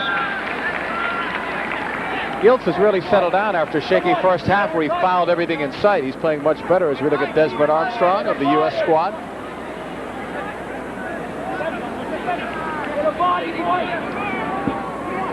Another corner kick coming up for Germany. They've had a big edge there. Hessler shading himself from that strong sun to the middle. Headed down, saved by Brad Friedel. You heard the thud. Germany getting it back with Effenberg. And what you saw was nearly a carbon copy of the goal that Möller scored. Was that a save or was that self-defense? I'm not sure who it hit, but it was Möller again who got his head on the ball. In fact, probably drove that one harder with his head than he had on the one he scored. And it's Hessler's corner kick, almost identical to the goal in the first half. There's Möller going up, hammering the ball down. Blocked out front. Look at this. Just frantic sort of action for the U.S. trying to get the ball out. Here we'll see. Look at Friedel. Comes through. Oh, that's a great save because he's got Andreas Thom right in front of him as a screen. So good reaction by Friedel. A different angle here. But look how high Andy Möller gets up. Drives the ball down. Look at it. Went right over Andreas Thom's head. Not really giving a good look at it for Friedel, but Friedel still saved it. That's how he saw it right at the end. Thomas Strunz, who plays for Stuttgart, will check in for Hessler, and Hessler played a magnificent game for Germany. Just his corner kick taking abilities, the accuracy of those crosses caused one goal and nearly caused a second one just then. So the 25-year-old Strunz is in. Hessler is out. Deering. Oh, great job. Bliss. Stewart. Looking at turn. Earnie, Stewart. Great touches, though. First Deering, then Bliss. Bliss has added a little bit of punch. Sorber. The shot. And Illgner comes up with it. Agus was doing a fine defensive job up there, but Bliss has pushed forward a little bit more, got into the attack a little bit. Off a deflection, it goes out, and Effenberg and company will have a throw-in.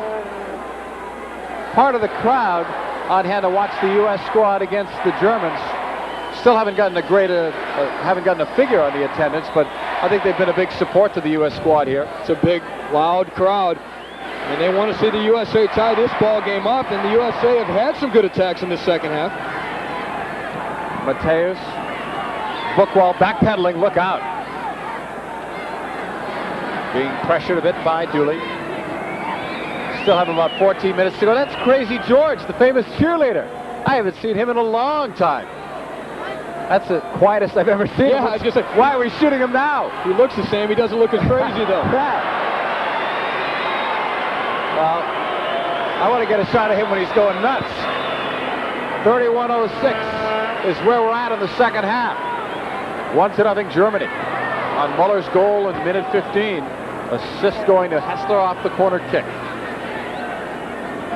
Milutinović has worked miracles with Mexico and Costa Rica. Trying to work a third with this U.S. squad come 94. Great possession play by Sorber to hold off Matthäus. Bliss into the air. There is Illgner calling off his defense.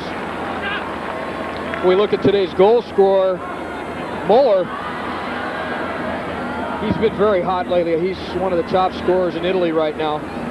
Things have been going well for him with the national team, too. 4 goals in the last 4 games for him. Germany coming back.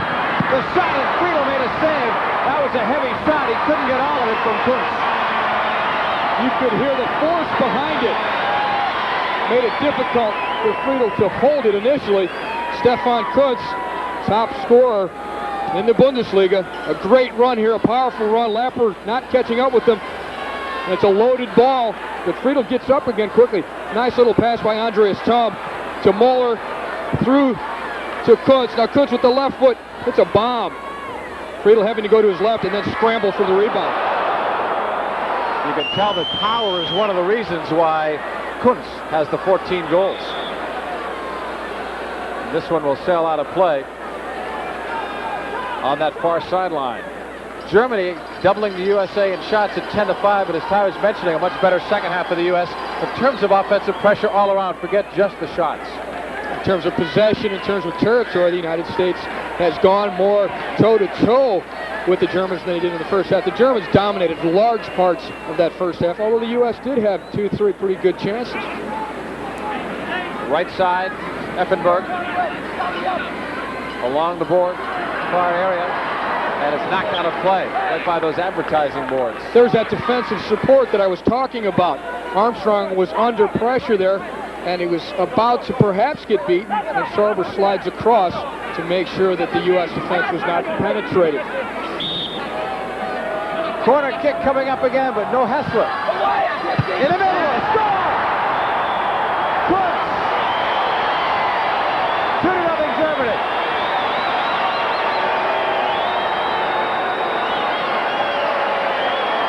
Do you think they practice the corner kicks much? This time it's Andy Möller who sets up Stefan Kuntz. And it's a rocket line drive. Möller steps up to it. He just slams the ball low. And look, there goes the start of the run by Kuntz at the near post.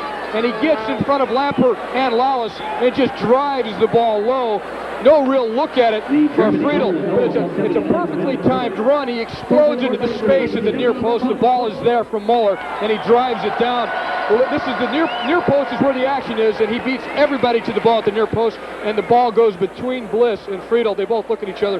A hard-driven head ball like that, they can't react.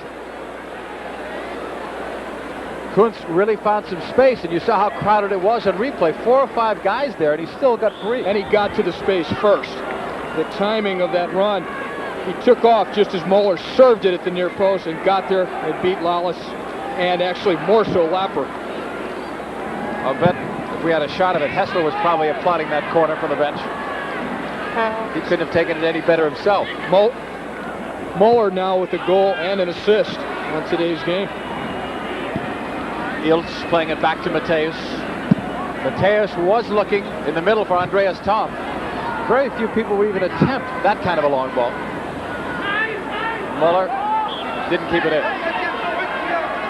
Here's the goal. Now watch Kuntz take off. He's inside of Lapper now. He got in front of him. Lalas tries to come over to help, but it's the timing of the run. He takes off and bursts into that space just as Möller hits the corner.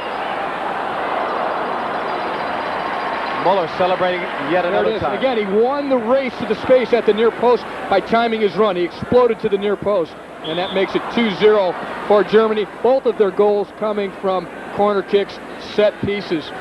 So in the free play, the run of play, the U.S. have held their own. I think it's been a great performance in many ways. But on the set pieces, the Germans show their true class. About 9 minutes to play unofficially here in the second half.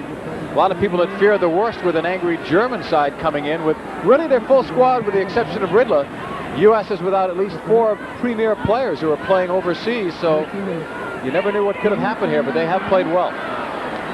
All the way back to Brad Friedel. Germany taking these games very seriously. It's a World Cup atmosphere. A big crowd, number. World Cup style crowd. Over 52,000 here at Stanford. A beautiful day for soccer and a very entertaining game. Great number. I know Peter Bridgewater, who heads up work here in the San Francisco area, has got to be pleased with that figure. Chasing it, Buchwald, Möller.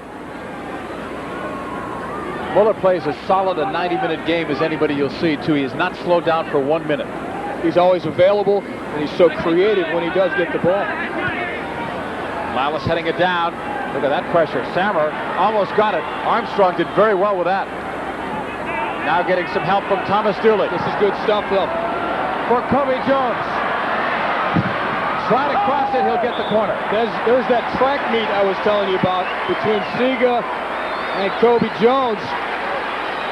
Siga, young player for Germany, only about 20 years of age, was able to catch Cobi Jones. They both have incredible speed. I'd like to see them in a real race on this track maybe after the game. Put the spikes on. Here's Kinnear on the cross. Lalas got a touch, but Illgner was right there. Bodo Illgner giving it up now to Ziga, who started his career as a goalkeeper. And he was discovered actually by Berti Vogts when Vogts was in charge of the junior sides. Go back to that last attack where they tried to put Cobi Jones through. The USA showing some real sophistication and be able to work the ball out and be able to deal with pressure. First Armstrong, a great spin to get away from Sammer. Then he works a nice give and go with Sorber. They kept the ball for like 4 or 5 passes and then went to the speed into the space and nearly broke through with Jones getting past Siga. That they can do things like that against a team like Germany. It is showing more sophistication in their play. And especially down 2-0, they're not quitting, they're not giving up, they're continuing to try and attack. Less than 7 minutes to go unofficially here in the second half. A great day for soccer, a cool day. Sun has been shining. Soccer fans couldn't be happier. Except if you're a U.S. soccer fan, obviously you'd like to see it reversed. We'd like to see at least a goal, and there's been some chances. Going back to the first half, Ernie Stewart taking a good shot, Sorber having a shot, some near chances on corner kicks off of Lalas. But Illgner's been tough. He's commanded a large part of that box. Sorber setting it high. Lapper was rising for that. Here come the Germans toward the middle. Andreas Thom. Iltz looking more at home now in his first international. He wanted Ziga. Cobi Jones is tracking him as well. Ladies and gentlemen, today's attendance. They're announcing the attendance today so the fans can applaud themselves for coming out. And they should. Yeah, it's a great turnout. Great turnout. We had 35,000 in Miami on a school day, Wednesday afternoon, an unusual 3 p.m. kickoff. That was great. And now 52,000 here. Sorber looking for Armstrong, and that's busted up. Oh, that was busted up too. We're talking about the ankle of Sammer by Lalas, a yellow card. Deserved. Well, Sammer came out in the second half, and he's been whacked twice. Once by Dooley, which was more unintentional, or more accidental, I guess. This one came from behind. And as we say sometimes, I think Lalas got his money's worth. He tagged him pretty good on the back of the ankle. I guess if you're a soccer fan, we don't have to tell you, but the World Cup draw is tomorrow in Las Vegas. I'm looking forward to just being there and seeing how the entire setup works. All kinds of journalists from all over the world. Fans will be there, sponsors, and we'll finally know, Ty, after about 500 matches in 141 countries, not only who will play in what group, but also where they'll play. And it'll clear up. I'm tired of all the rumors. Well, besides that, it's the big show, and the biggest show place in the world, Las Vegas. You know there's going to be some glitter there.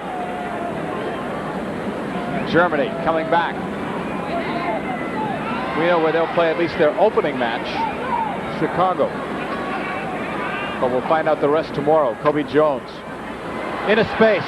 Nice touch for Dooley. And then it's busted up by the German back line. Buchwald. Throw in coming up here. We've got about 4 minutes left unofficially.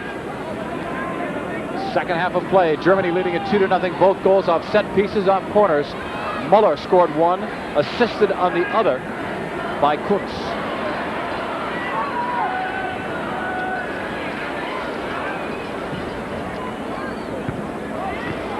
Möller giving it up in the middle. Matthäus. And now switched by Effenberg all the way to that far side. Struntz, number 2. Goals coming in minute 15 and 79 for Germany for this 2-0 lead as we get a close-up shot of Cobi Jones, 13 in white for the U.S. playing another solid game in his country's colors. Mike Sorber switches it left side. Brian Bliss with a lot of daylight. Picked up now by Mateus. Dooley. Hold it. Far wing. Chad Deering on the cross, and he'll get the corner. U.S. squad playing without Parks, Ramos, Wijnaldum, and Wegerle, but still giving the German side a good run for their money as Dominic Kinnear will get set for the corner kick. 7 goals on the year for Kinnear. A very versatile player. Sends it inside. Punched down by one hand from Illgner. Jones right back. Oh, backheel flick by Lalas. That might have been the goal of the year. Had that had a little more pace to it. Looked like Lalas got a backheel. And Illgner was right there. Action continues. Mateus was going forward outside. Germany caught that time. They must be in double figures there. We'll look again from the Kinnear corner. Illgner with a one punch. Cobi Jones right footer. There you saw Lalas off his right back heel. That would have had to have been the goal of the year. And all it needed, I think, was a little more speed because it was going for the corner. That was great. Nice replay, too. Good angle. So we'll see it again with Kinnear. Punched up by Illgner, and then the save. And as we come back, Germany with a tip from Kuntz. He was bidding for his second goal, and Germany's third. Again, if you missed out on the beginning, we'll watch this replay first. Kuntz coming back. He was free. Friedel came out, challenged, and Kuntz just tried to chip it. If you missed out at the top, we were telling you that the United States and German national teams were wearing black armbands to honor the late Rob Strasser, the former president of Adidas USA, who passed away very recently. A tribute in his memory today. On the left wing side, here's Ziga. In the middle. Here's a chance for Möller. He busted through. Möller cut it back. The shot and a score! Germany! What a goal! Andreas Thom.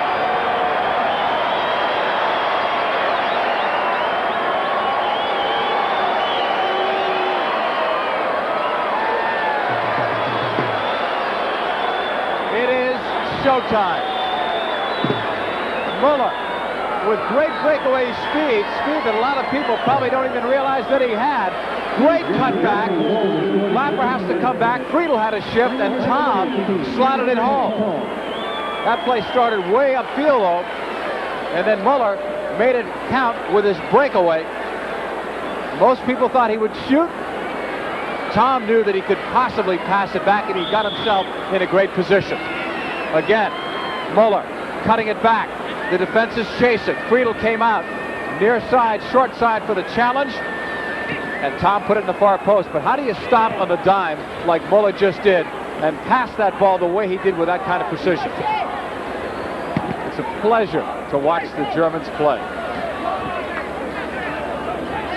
Lalas will throw in. Now it's a 3-0 game. That was the first goal Germany scored in the run of play. We're in an injury time now. Ty Kiel, by the way, has already made his way down to the playing field for some post-game comments. I did my best Ty impression on those replays. Right side, Strunz. Germany putting on a show here in the last 10 minutes, scoring a pair of goals. Right wing side, here they come again. Blocked by the U.S. squad. Chad Deering giving it back. Upfield, Mike Sorber.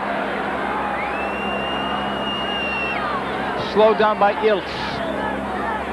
All the way back for Alexi Lalas. Dooley, hammered. Play continues. The referee looked at his watch. Lead pass down the left wing. Möller again against Lalas. Möller, the shot far side. He just missed the post. And this entire crowd was oohing and eyeing at the anticipation of Möller doing something once he had the ball inside the 18, just like you would with other players like a Klinsmann. And they started cheering here as Möller brought it inside. Didn't see an option right, so now he's going to dig and cut inside and go right for the far post. And the game ends while we're on that replay. Germany wins it by a score of 3-0, but the show that they put on really started to kick in a high gear towards the very end, the last 10 minutes. Thomas Dooley exchanging jerseys, probably with someone who he had played either for or against when he played in the German Bundesliga. 3-0 is your final score. Germany has defeated the United States in front of 52,000 fans. We'll recap it when we come back to Palo Alto.